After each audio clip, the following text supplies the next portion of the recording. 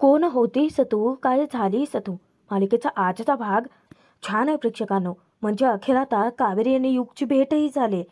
कावेरीला विश्वासच बसत नाहीये की युग अगदी यश सारखा कसा काय दिसू शकतो. त्यातच धर्माधिकारी कुटुंबियाने निशाच्या लग्नाचा घाट घातलाय आणि निशा ऐनवेळी लग्नाला नकार देते. म्हणूनच आता ती जबाबदारी सोपवली यशवरती. कावेरीच्या फोनमुळे युग यश बनून धर्माधिकाऱ्यांच्या घरात जाणार आहे. ही इतकी मोठी ऑफर त्याने स्वतः कावेरीला दिली. बघूयात मग की कावेरी आणि युगची भेट होते तरी कशी. आणि युगने स्वतः यश बनून धर्माधिकाऱ्यांच्या घरात राहायचं ठरवलंय तर कावेरी ते स्वीकारेल का? अर्थात नक्कीच. मग ती घरच्यांसमोर यशला कशी घेऊन येईल बघणारच आहोत. त्यासाठी भाग शेवटपर्यंत बघा. रस्त्यावरून जात असताना कावेरीच्या मनात नुसती खळबळ माजलेली असते. 1 महिना मी यशच्या मृत्यूचं सत्य मापासून तरी लपवलं, परंतु जेव्हा हीच बातमी मान्य कळेल तेव्हा तो धक्का त्यांना सहन नाही होणार. अनेक प्रश्न कावेरीला सतावत असतात. पुढे नुसता अंधकार पसरलेला असतो. काहीच मार्ग सुचत नसताना ऐनवेळी आपल्या लाडक्या यशची नव्या रूपात डॅशिंग एंट्री होते. नेमकं कावेरी त्याच्याच बाजूकडे पावलं टाकीत विचारात हरवलेली जात असतानाच अचानक यश ओढणी उडवतो. नेमकी ती ओढणी पडते ती डायरेक्ट कावेरीच्या अंगावरती. कावेरी ती ओढणी आपल्या चेहऱ्यावरून बाजूला करते, पण दुसऱ्याच सेकंदाला यश अचानकच तिला पाठीमागून आपल्या बाजूने खेचतो. तेव्हाच त्यांच्यावरती फुलांची उधळण होते. यश ज्या क्षणी कावेरीला आपल्याकडे खेचतो त्या क्षणी यशला समोर पाहताच कावेरी पुरती हादरून जाते. तिला समजतच नसतं की ती स्वप्नात तर नाही आहे ना. खरं तर तिथे एका गाण्याची शूटिंग चाललेली असते आणि यश म्हणजेच युग हा त्या मेन गाण्याचा हिरोच असतो. तो कावेरीला आपल्यासोबत नाचवतो सुद्धा. आता तो डायरेक्टर इतका संतापतो. किती छान यश कावेरीचा मस्त असा डान्स सुरू असतो. कावेरी त्याच्या डोळ्यात डोळे रखून बघत असते, कारण तिला विश्वासच बसत नसतो की तिचा यश तिच्या नजरेसमोर उभा आहे, तेही एका वेगळ्या फिल्मी स्टाईलमध्ये.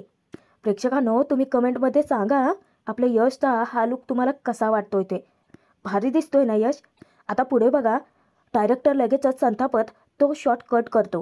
तेव्हा यश पुढे येऊन विचारतो की सर, मला माहितीच होतं, माझा ना डान्स बघून लोक होतातच स्पीचलेस. बघा आता हे गाणं कसं गाजतंय ते.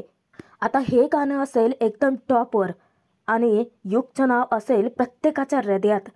तेव्हा बाकीचे सर्वच जण जे कोऑर्डिनेटर्स असतात ते येऊन युगसाठी जोरजोराच्या टाळ्या वाजवत असतात. तेव्हा कावेरी अजूनही त्याच धक्क्यात असते, कारण तिला प्रत्यक्ष तिच्या डोळ्यांवरच विश्वास नसतो की ती तिच्या यशला पाहते. पण कसं शक्य आहे? ती इतकी गोंधळून गेलेली असते ना की ती येते आणि त्याच्याकडे पाहतच राहते. यश आता सर्वांना फ्लाइंग किस देत असतो, म्हणजेच युग. आणि तो काय करतो, जेव्हा कावेरीला फ्लाइंग किस देतो तेव्हा ती अचंबित होते. यश तेव्हाच कावेरीसमोर आपल्या डोळ्यांवरचा चष्मा थोडासा खाली घेतो आणि तिला फिल्मी स्टाईलमध्ये विचारतो की ओ काकूबाई, अहो आधी तोंड तर बंद करा. काय आहे, युगला पाहून सर्व पोरे होतातच फिदा. बघताय ना यश, अहो तुमची ही हिरोईनच फ्लॅट झाले. कळतंय ना तुम्हाला माझ्यात आहे की नाही एनर्जी, एंटरटेनमेंट. कावेरीकडे हात करत तो म्हणतो की तुमच्या या हिरोईन मॅडमचंच लक्ष नव्हतं. अर्धा वेळ तर फक्त माझ्याचकडे बघत होत्या या. कावेरी अजूनही त्याच्याचकडे बघते. अचानकच कावेरीच्या हातून तिचा फोन खाली पडतो आणि ती टचकते, भानावर येते. आता ती यश अशी हाक मारते. इतक्यात युग तिला फोन उचलून तिच्या हातात टेकवतो. डायरेक्टर येता क्षणी फिल्मी स्टाईलमध्ये यश म्हणतो की बघा सर, जमलंय की नाही मला. कसं आहे ना, 2 पैसे कमी मिळाले तरी चालतील, पण रोल अगदी हटके असायला पाहिजे. डेब्यू फिल्म आहे ना सर. मी ना जातो आणि घरी पटकन आईला जाऊन गुड न्यूज देतो. बघा सर, ती इतकी खुश होईल ना माझ्यावरती. युगला डायरेक्ट टोमणेच मारतो. जर मोठा ॲक्टर बनायचा असेल ना तर आधी ऑडिशन द्यावी लागते. तेव्हा युग म्हणतो की सर, अहो ही तर ऑडिशन होती. आणि तो तिथे स्पॉट दादा, लाईट दादा सगळ्यांना गोळा करतो आणि डायरेक्टरला सांगतो की सर यांना विचारा ना कशी वाटली माझी ऑडिशन, मस्त होती ना. तेव्हा डायरेक्टर त्याच्यावरती इतका भडकतो, तो म्हणतो की चालू शॉटमध्ये अचानकच घुसायचं आणि अख्ख्या युनिटचा वेळ वाया घालवायचा, हे काय बरोबर नाही आहे. तेव्हा युग त्यांची माफी मागतो की सर, मला कळतंय ते चुकीचं होता, पण ॲक्टिंग कशी वाटली ते सांगा ना तुम्ही. तो इतका उत्साही असतो, पण दुसऱ्याच सेकंदाला डायरेक्टर सगळ्यांसमोर त्याचा पचका करतो, त्याला अपमानित करतो. काय आहे ना बेट्या, तू ना तुझ्या आईसमोरच जाऊन ॲक्टिंग कर, जिने तुझ्या डोक्यात हे असलं ॲक्टिंगचं खूळ भरवलंय. आता त्याच्या हाताच्या मुठे आवळतात, पण तू काही करू शकत नसतो ना. जर युगने अचानकच मारहाण केली तर मग त्याला काम कसं मिळणार. म्हणूनच तो स्वतःचा राग गिळतो. तेव्हा तो डायरेक्टर आता सर्वांना आदेश देतो की चला पुढचा शॉट रेडी करा, सेट लावा. तेव्हा त्यातलाच एक मित्र येतो युगचा आणि त्याच्या खांद्यावरती हात ठेवत तोही त्याला टोमणेच मारतो. काय मग मित्रा, आज पण पोपट. रागाच्या भरामध्ये तावातावात युग तसाच तंतुरत निघूनच जातो. धक्क्यात असलेली कावेरी स्वतःलाच प्रश्न विचारत असते की यशचा मृत्यू मी स्वतःच्या डोळ्यांनी बघितलाय, मग हे कसं शक्य आहे. यश जिवंत आहे. आता तिला काय खरं आणि काय खोटं काहीचाच अंदाज लावता येत नसतो. ती पूर्णपणे ब्लँक होऊन जाते. इकडे युग इतका संतापतो, समजतो का हा डिरेक्टर स्वतःला. 5 पैकी 1 फिल्म तर फक्त हिट झाली. एक दिवस थांब, हा डिरेक्टर येऊन स्वतः माझ्यासाठी माझी फिल्म साईन करेल. तो मनाशी पक्का निर्धार करतो आणि तो पुढे जी डान्स स्टेप चालू असते तीच कॉपी करत असतो. त्याचा एक फिल्मी वेगळा त्याचा अंदाजा. तिथेच नेमकी कावेरी येते. यश आधी तिला खुणावतो. कावेरी पटकन दुसरीकडे बघते, पण तिला विश्वासच बसत नसतो. इतका कोणी यशसारखं कसं काय दिसू शकतं. तेव्हा पुन्हा युग तिला विचारतो की काय. तेव्हा युग आता परत तिच्याकडे बघतो आणि कावेरीला तो विचारतो की काय, मगाचपासून तू माझ्याकडेच बघतेस, प्रेमात वगैरे पडली का काय माझ्या. ओ, आत्ता माझ्या लक्षात आलं की तुला ना बहुतेक माझा ऑटोग्राफ हवा असेल. पटकन तो आपल्या खिशातून पेन कागद काढतो. त्या कागदावरती युग असं मस्त स्टाईलमध्ये नाव लिहितो आणि कावेरीच्या हातात टेकवतो. कावेरी ते नाव वाचून विचारते की युग. तेव्हा तो म्हणतो की भारी नाव आहे ना, मगाशी काय म्हणालीस तू. आणि तो आठवण्याचा प्रयत्न करतो. यश. अरे यार, कसलं बोरिंग नाव आहे ते. तेव्हा युग कावेरीशी बोलत असतो तर पाठीमागून कोणीतरी त्याची खुर्ची काढून घेऊन जातं. त्याचा इतका संताप होतो जेव्हा ती त्या गाण्याची हिरोईन येते मस्त स्टाईलमध्ये. त्यानंतर तिथे बाकीचे तिचे जे फॅन्स असतात ते सगळे येऊन तिच्यासोबत सेल्फी घेतात. तेव्हा युगही चालाकी करतो. मुद्दामच त्या फोटोजमध्ये वेगवेगळ्या डॅशिंग पोज देत असतो. आता ती हिरोईन चेअरवरती बसणार, पटकन तो चेअर काढतो आणि तेथून झटकतो. आता ती चोराची धाडकन आपटतेच की. तेव्हा कावेरी धावत जाऊन तिला सावरते. पण यशपेक्षा युग भारी आहे ना, कमालीचा. इतक्या खोड्या काढतो ना तो जाऊन. आता ज्या डायरेक्टरने त्याला नाकारले ना त्याची बत्ती गोलच करतो. जातो आणि लाईट्स कट करून टाकतो आणि तेथूनही सटकतो. कावेरीला कळत नसतं याला आवरायचं तरी कसं. आता इकडे विद्या येऊन मा काकू दोघींनाही आनंदाची बातमी देते की निशाचं स्थळ तिच्या भावासाठी पसंत आहे त्यांना. आता तिच्या भावाबद्दल ती इतकी भरभरून बोलते की त्याला ना नोकरीमध्ये खूप मोठं पॅकेज आहे. अहो, तो पुण्यातच असतो. त्यावर मा म्हणतात, विद्या एवढंही सांगायची गरज नाही आहे, माहिती आहे आम्हाला. अगं, आम्ही ओळखतो की त्याला, तुझ्या लग्नामध्ये आम्ही बघितलं होतं त्याला. त्यावर काकू त्याचं कौतुक करते की हो ना, किती धावपळ करत होता, सर्वांची काळजी घेत होता. तेव्हा मा म्हणतात की आणि विद्या, तेव्हा तुझ्या लग्नात तो जरी लहान असला ना तरीसुद्धा वेळोवेळी त्याच्या प्रगतीबद्दल तो आम्हाला सांगतच होते की. आता काकू यशची आठवण काढते. ती म्हणते की वहिनी, यश आला ना पटकन आपण त्याला निशाशी बोलायला सांगूयात. काय आहे, घरात तोच एकटा असा आहे की जो निशाला समजावू शकतो. तेव्हा मा म्हणतात की हो, आपण विषय काढूच या. आणि कावेरी गेली आहे ना त्याला आणायला, मग गाडीत येता येताच ती त्याच्याजवळ लगेच विषय काढेल. म्हणूनच मा आता कावेरीला फोन करायचं ठरवतात. इकडे युग येतो ते एका झाडाखाली जिथे देव मांडलेला असतो. तेव्हा येता क्षणी आधी तर हा रडण्याची नाटकं करतो की देवा, बाकीच्यांचं सोड, पण तुला का दिसत नाही आहे माझ्यातलं टॅलेंट. आणि दुसऱ्याच सेकंदाला ह्याचे ड्रामे चालू होतात. ड्रामेबाज युग आवडला. तो गुडघ्यावरती बसतो आणि म्हणतो की माझ्या मते ॲक्टिंगचा किडा आहे, टॅलेंट आहे, मेहनत करण्याची तयारी आहे, जिद्द आहे, आणि तरीसुद्धा तू मला एक चान्स का देत नाही आहेस तेव्हा. आता तरी तुला मला एक चान्स द्यावाच लागेल तेव्हा, फक्त एक चान्स. तो हसतच हात जोडतो. देवासमोरच तो हात जोडून इतक्या विनवण्या करत असतो की तेव्हा मला ना सुपरस्टार बनव, खूप मोठा सुपरस्टार. असे शहरं असताना माझे होल्डिंग्स लागले पाहिजेत. आणि तो अगदी शाहरुख खान स्टाईलने उभा असतो, हात जोडून देवाला पुन्हा पुन्हा विनवण्या करत असतो, फक्त एक चान्स देवा. जिथे युग हात जोडून देवाकडे प्रार्थना करत असतो, नेमकं तिथे कावेरी येते. त्याला पाहताच ती थबकते. पुन्हा तिच्या मनात नुसतं विचारांचं काहूर माजतं की हे नक्की काय होतंय. प्रत्येक वेळी हा मला का दिसतोय? हा कसला संकेत आहे देवा? यशला जाऊन आज बरोबर 1 महिना झाला. त्यांना स्वतःच्या हातांनी अग्नी दिलाय मी. मग सेम यशसारखा दिसणाराच हा कसा काय असू शकतो? तीही हात जोडून डोळे झाकून देवाकडे प्रार्थना करत असते मार्ग दाखवण्यासाठी. पण तिच्या प्रश्नाचं उत्तर तर देवाने केव्हाच तिला दिलंय. तेव्हाच यश तेथून पुन्हा सटकतो. आता युग रस्त्याने जात असताना अचानकच त्याच्या खिशात फोन वाजतो. आता तो इतक्या जोरजोराचा टनाटन उड्या मारत असतो ना, अरे उचलतो थांब, उचलतो थांब. त्याला अगदी गुदगुल्या झाल्यासारखं होतं. आणि मग तो फोन चेक करतो. अरे 2-2 फोन, माझ्याकडे 2-2 फोन. त्यानंतर पुन्हा तो चेक करतो की हा तर फोन माझा नाही आहे. पुन्हा त्याच्या लक्षात येतं की फोन तर कावेरीचा आहे. डान्स करताना ज्या वेळेस कावेरीच्या हातून फोन पडला होता तेव्हाच त्याने उचलला होता. तो म्हणतो की काकूबाई, फोन उचलू की नको, उचलू की नको, त्याला काहीच कळत नसतं. जेव्हा तो त्या फोनच्या स्क्रीनवरचं नाव वाचतो, मा कॉलिंग, तेव्हा तो ठरवतो स्वतःच की ही काकूबाई पण ना अगदी माझ्यासारखी फिल्म आहे. कावेरी काही वेळातच घरी पोहोचलेली असते. देवेकडे ते हात जोडून प्रार्थना करत असताना मा विचार करतात की कावेरी फोन का उचलत नाहीये. त्या तिघीही आतमध्ये येतात.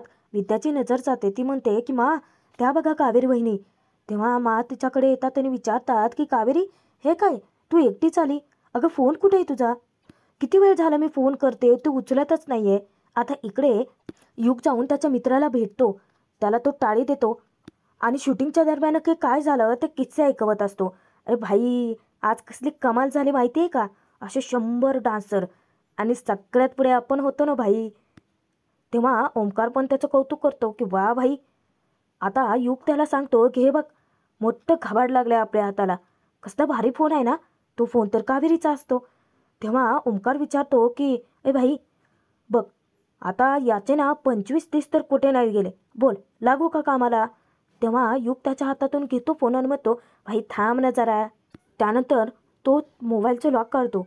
तो दाखवतो की ए ओमक्या, भाई याला लॉकच नाही आहे. जेव्हा तो ती गॅलरी चेक करतो, आता मात्र तो पूर्ण हादरून जाणार असतो हा. कारण त्याच्याच सारखा दिसणारा यश त्याला त्या फोनमध्ये दिसतो. आता तो डचकतोच. अरे भाई, हा तर मी आहे की.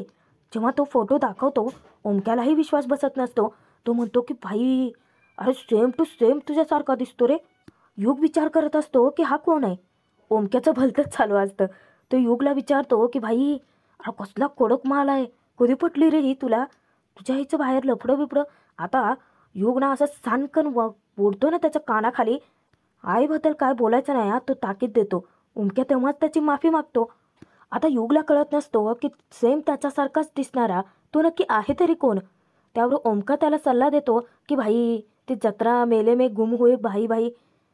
तेव्हा तो म्हणतो की घपरे, ते सगळं फक्त फिल्ममध्ये असतं, खऱ्या आयुष्यात नसतं. पण हा कोण आहे? आता युग त्याला आदेश देतो की चल लागूया कामाला. इकडे विद्या मुद्दामच कावेरीची फिरकी घेत असते. एकतर कावेरी यशच्या त्या मृत्यूच्या ट्रॉमातून अजूनही बाहेर आलेली नाही आहे. सतत ती विचारातच हरवलेली. विद्या तिला विचारते की काय वहिनी, नक्की काय मागताय देवी आईकडे? येतील हा येतील, यश भाऊजी नक्की लवकर परत येतील. देवीला हात जोडत ती सांगते की देवी आई, आमच्या वहिनीचं ऐक हा. तेव्हा मा तिला दटावतात की काय हे विद्या, आता काकूही काही कमी नाही. तीही मुद्दाम तिला चिडवते. काय कावेरी, आणि देवी आईसमोर हात जोडून प्रार्थना केल्याने यश काय लगेच तुझ्या नजरेसमोर येऊन उभा राहणार आहे का? मग त्यांनाही दटावतात. पौर्णिमा, का उगाच छळताय तिला? काकू म्हणते की असू द्यात वो वहिनी, तेवढीच थट्टा मस्करी. पण कावेरीचा जीव आतल्यात इतकं घुसमटत कुटमरत असतो ना. मा कावेरीला सांगतात की यश आता एकदाचा लंडनहून परत आला ना, खूप मोठी जबाबदारी सोपवणार आहे बाबा मी त्याच्यावर. कावेरी त्यांच्या पुढे जाते आणि विचारते की हा सांगा ना मा. तेव्हा मा म्हणतात की अगं, निशासाठी विद्याच्या भावाचं स्थळ सांगून आला आहे, पण ही पठ्ठी तयारच होत नाही आहे लग्नासाठी. तेव्हा कावेरी समजावते की मा, मागे जे काही घडलं त्या धक्क्यात असेल ना ती. त्यावर मा समजूनही घेतात की हो, पण किती दिवस भूतकाळात जगायचं कावेरी, कधीतरी बाहेर पडावं तर लागेलच ना. पण यशच तिला छानपैकी समजावून सांगेन की तिचं लग्न करणं किती महत्त्वाचं आहे ते, कारण या घरात ती कोणाचंच नाही ऐकणार. पण मला पूर्ण खात्री आहे कावेरी, ती तिच्या यश दादाचं नक्की ऐकेल. कावेरी अजूनही धक्क्यात आतून पूर्णपणे हलून गेलेली असते. युग इकडे खूपच अस्वस्थ बसलेला असतो. ओमक्या त्याच्यासाठी आनंदाची बातमी घेऊन येतो.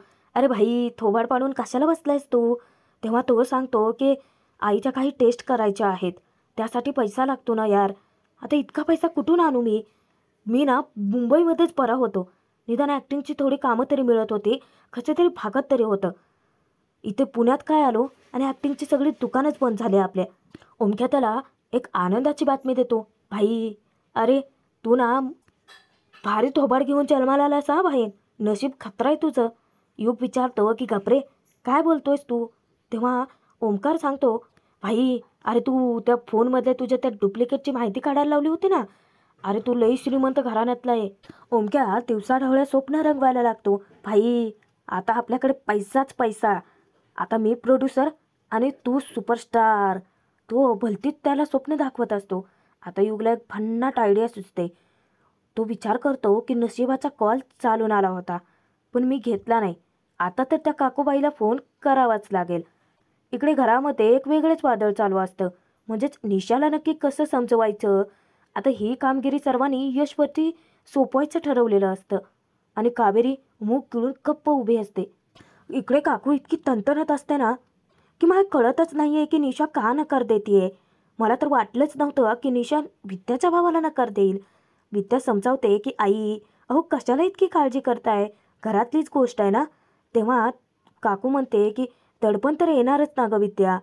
एकतर आम्ही निशाला न विचारता होकार देऊन बसलोय आणि ही मुलगी आता लग्नाला नकारच देते. आता पौर्णिमा काकूची समजूत घालते की अगं पौर्णिमा, यश आला का तो नक्की निशाची समजूत काढेल. तेव्हा काकूंचं आता काळजी करणं साहजिकच असतं, शेवटी आई आहे ना ती. ती विचार करते की पण निशा का नकार देते. जर परत तिचं लग्न मोडलं वगैरे ना, तर ते तिला अजिबात सहन नाही होणार आहे. समजावतात की हे बघ, यश आला ना की खूप मोठी जबाबदारी तोच पार पाडेल आणि निशाच्या लग्नाचा तिढा सुटेल हा. कावेरी मनातच पुन्हा विचार करायला लागते की इतके दिवस तर मी गप्प होते, सत्य लपवलं, पण उद्या कसं सामोरं जाणार आहे मी या सगळ्याला. तिच्या मनात भीती दाटून येते. आजचा भाग संपतोय, पुढील भागात आपण बघूयात. कावेरीला जाब विचारतात की कावेरी, अगं फोन कुठे आहे तुझा? तुझ्याच फोनवरून मला कसा काय फोन येतोय? त्या कावेरीला फोन दाखवतात. तेव्हा कावेरीलाही धक्का बसतो.